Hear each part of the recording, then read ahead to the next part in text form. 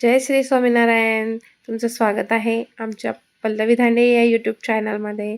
तर आज खूप आनंदाचा दिवस आहे. तर माझा हा व्हिडिओ बाकी राहिलेला होता, तर मी आज आजच्या दिवशी मी हा व्हिडिओ तुम्हाला शेअर करत आहे. तर मी घेतलेले होते 3 पीस, मी मार्केटमधून आणलेले होते आईसाठी, आणि ते 3 पीस मी एकावर एक घडी कशी ठेवली आहे आणि कशी कटिंग केलेली आहे ते मी फक्त तुम्हाला सांगणार आहे. तर आनंदाची बातमी अशी आहे की माझी बहीण पूजा, जिचा मेकअप मी तुम्हाला टाकलेला होता, तिला मुलगी झालेली आहे आणि शुक्रवारच्या दिवशी आमच्या इथं लक्ष्मी आलेली आहे. तर सर्वांना खूप आनंद आहे आणि सर्वांना खूप आनंद आहे. ओके, तर आता कामाविषयी बोलूया. आता भरपूर वेळ झाला मी व्हिडिओ थोडा अपलोड करते आहे, थोडं नाही करते आहे. Please understand. आणि थोडं काही ना काही प्रॉब्लेम क्रिएट होत असता, पण काहीच नाही, होऊन जातं सर्व काही. भगवंताची कृपा आहे आपल्यावरती, सर्व काही व्यवस्थित होत आहे आणि होऊन भगवंत करून घेत आहे आपल्याकडनं. ओके, तर फक्त अंडरस्टँडिंग अशीच ठेवायची की भगवंत करून घेत आहे आपल्याकडनं.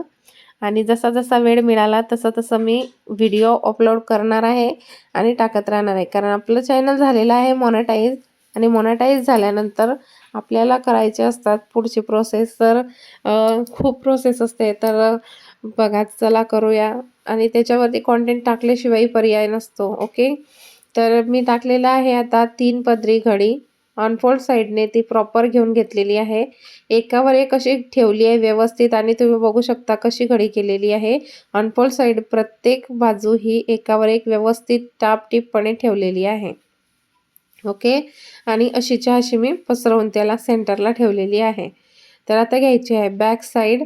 आणि कशी ठेवता, फ्रंट साईड कशी ठेवता, साईड पीस आणि कटोरी कशी ठेवता. ओके, तर आता तुम्ही बघू शकता मी बॅक साईडचा घेतलेला आहे. तर बॅक साईडचा जो घडा आहे तो अनफोल्ड साईडला ठेवायचा, म्हणजे बंद बाजूकडे ठेवायचा.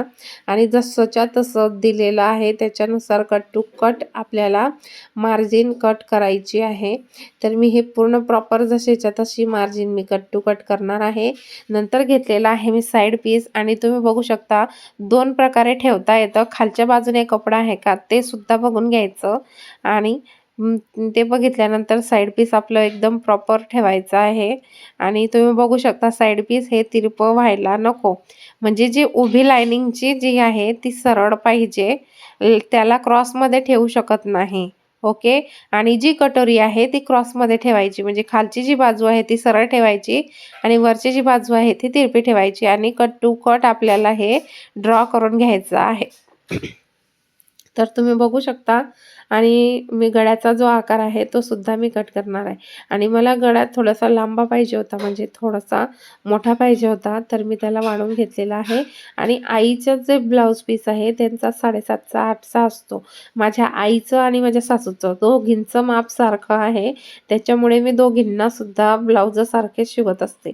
माझ्या सासूंचं ब्लाऊज तर मी भरपूर वेळा शिवलेला आहे. आईचे ब्लाऊज माझ्या हाताखालून शिवल्याच जात नाही. आणि बऱ्याच वेळा मी आईचं ब्लाऊज काढते काढायला शिवायला आणि होतच नाही. कारण माझी 3 नंबरची बहीण आहे आरती, ती आईचे ब्लाऊज शिवत असते आणि तीच करत असते. तर बघा, मी बाही जी घेतलेली आहे ती थोडी 1 इंच वाढवायची होती, कारण जो पेपर आहे तो 1 इंच कमी घेतलेला होता. तर 1 इंच कपड्यावरती वाढवू शकता. 10 इंच 12 इंच जितकं घ्यायचं आहे तितकं तुम्ही या पेपरवरती वाढवू शकत नाही, पण पेपर ठेवल्यानंतर कापडावरती तुम्ही वाढवू शकता. तर मी अर्धा इंच एक्स्ट्राचं मार्जिन ठेवत मी थोडंसं एक्स्ट्राचं ठेवत मी बाहीसुद्धा कट करून घेतलेली आहे. आणि बाही कशी ठेवलेली आहे तुम्ही बघू शकता. आणि हा जो उरलेला कपडा आहे त्याच्यामध्ये मला करायचा आहे ब्रेसियर पट्टी. पण ब्रेसियर पट्टी कशी कट करायची हे मी तुम्हाला पुढच्या व्हिडिओमध्ये सांगणार आहे. आणि या व्हिडिओमध्ये मी फक्त आणि फक्त कटिंग दाखवलेली आहे की कटिंग कशी करतात. ओके, आणि बघा साईड पीस, ब्रेशर पट्टी, बॅक साईड आणि फ्रंट साईडचं साईड पीस हे कसं कट करतात. तर मी प्रॉपर तुम्हाला पद्धत सांगितलेली आहे. आणि जसेच्या तसे हे 3 पीस आहे. आणि व्यवस्थित आता बघा याची पट्टीसुद्धा आहे, 3 पट्ट्या आहे. आणि त्या पट्ट्या आपल्याला लागत असतात बॅक साईडला, किंवा बटन पट्टी आणि काचपट्टी करायसाठी आपल्याला ते लागत असतात.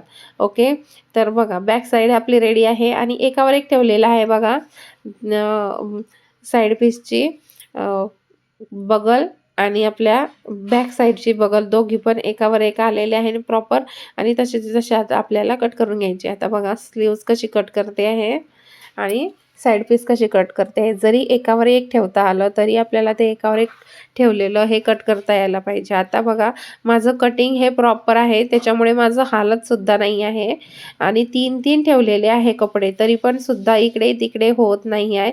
आणि जर तुम्हाला तसं जमत नसेल तर तुम्ही प्रत्येका ठिकाणी पिनअप करू शकता.